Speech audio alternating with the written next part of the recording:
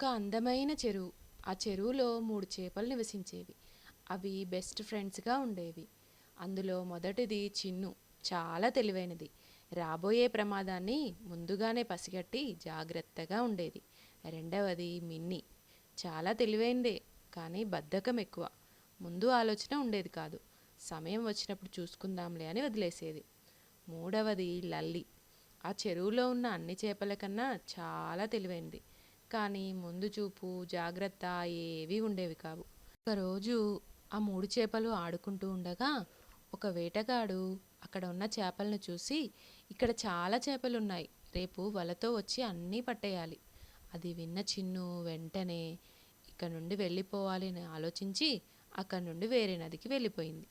మిన్ని వల వేసినప్పుడు చూద్దాంలే అని ఆలోచిస్తూ అక్కడే ఉంది. వేటగాడు వేసిన వలలో చిక్కుకుంది.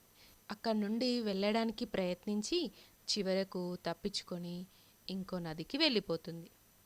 కానీ లల్లి ఇవేమీ పట్టించుకోకుండా సరదాగా ఆడుకుంటూ నన్ను ఎలా పట్టుకుంటారో చూద్దామనుకుంది. చివరకు వలలో చిక్కుకుంది. వేటగాళ్ళు లల్లిని తీసుకెళ్లారు. ముందుగానే జాగ్రత్త పడితే మనం ప్రమాదాల నుంచి తప్పించుకోగలం.